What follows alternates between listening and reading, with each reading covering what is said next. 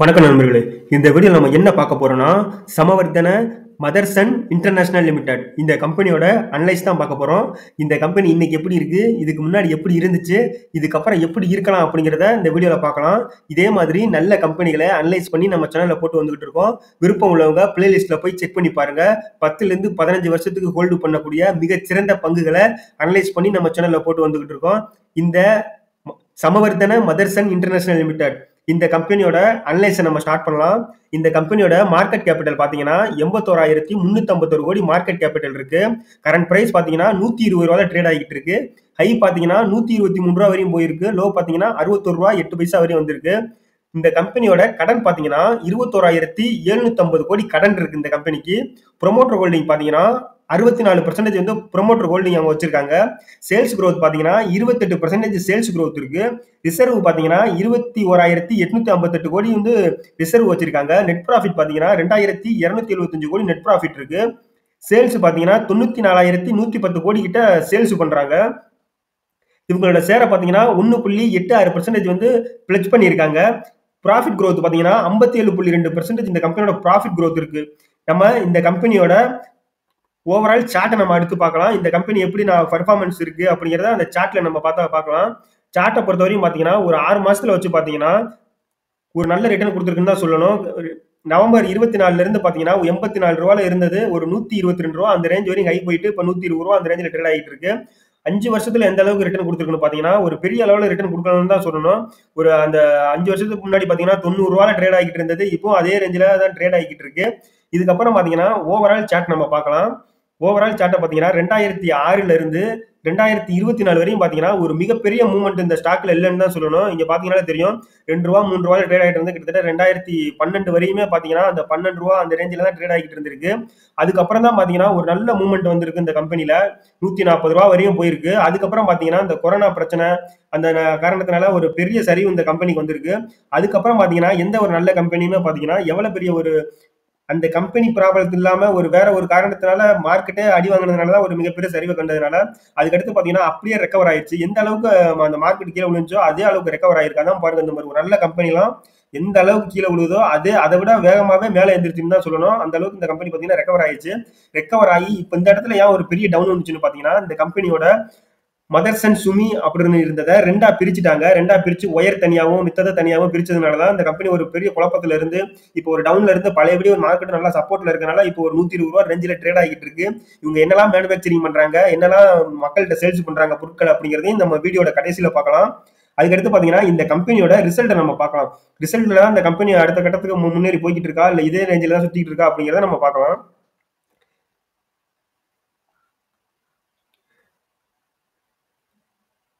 இந்த கம்பெனியோட yearly result பார்க்கலாம். Profit and loss. சேல்ஸ் பாத்தீங்கன்னா 2012ல 14,767 கோடி பண்ணவங்க கொஞ்சம் கொஞ்சமா அவங்களோட இன்வெஸ்ட்மெண்ட் சேல்ஸை பாத்தீங்கன்னா இன்க்ரீஸ் பண்ணிக்கிட்டே தான் போய்கிட்டு இருக்காங்க.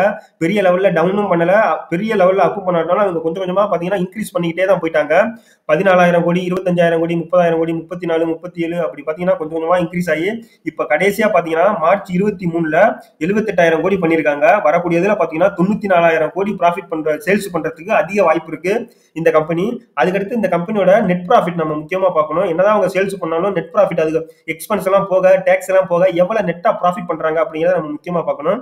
அதுல நெட் ப்ராஃபிட் எவ்வளவு பண்ணிருக்காங்கன்னு பாத்தீங்கன்னா 2012ல 196 கோடி தான் பண்ணிருக்காங்க.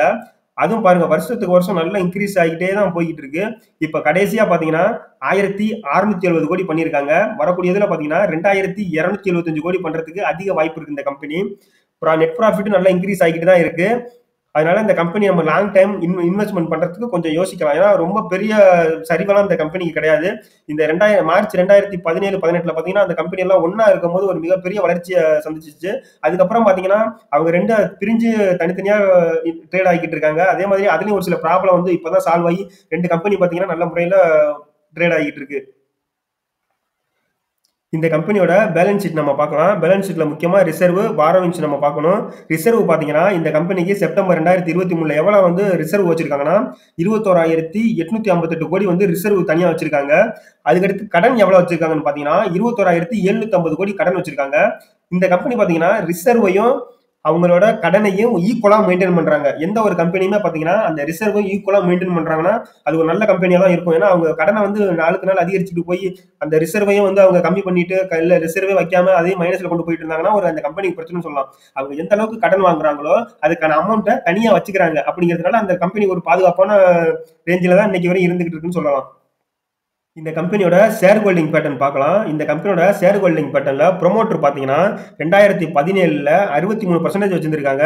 அவங்க பார்த்தீங்கன்னா கொஞ்சம் கொஞ்சமா ஒரு குறைச்சாலும் 63ல இருந்து 61 அப்படி குறைச்சிட்டு வந்தாலும் 2022ல இருந்து பார்த்தீங்கன்னா பழையபடியே அதை இன்க்ரீஸ் பண்ணிட்டாங்க. 68, 64, 64ங்கிற லெவல்ல ஒரு பெரிய லெவல்ல அவங்க வெளியில போகல.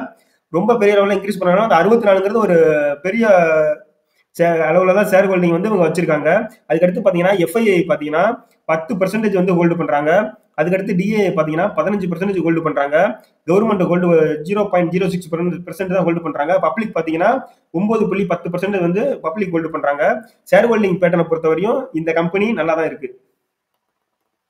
இந்த கம்பெனி என்ன மேனுஃபேக்சரிங் பண்றாங்க, சேல்ஸ் பண்றாங்க அப்படின்னு பாத்தீங்கன்னா இந்த கம்பெனி ஒயர் ஹார்னஸ் பிசினஸ் பண்றாங்க. அதுக்கடுத்து பாத்தீங்கன்னா ஒயரிங் மேனுஃபேக்சரிங் பண்ணி சேல்ஸ் பண்ணிட்டு இருக்காங்க. அதுக்கடுத்து பாத்தீங்கன்னா விஷன் சிஸ்டம் சொல்லிட்டு காருக்கு பைக்குக்கெல்லாம் தேவையான அந்த மிரர் மேனுஃபேக்சரிங் பண்ணி சேல்ஸ் பண்ணிட்டு இருக்காங்க. ஆல் ஓவர் இந்தியா வேர்ல்டு பூராமே சேல்ஸ் பண்ணிட்டு இருக்காங்க. அதுக்கடுத்து பாத்தீங்கன்னா மாடல்ஸ் பாலிமர் ப்ராடக்ட் மேனுஃபேக்சரிங் பண்ணி சேல்ஸ் பண்ணிட்டு இருக்காங்க.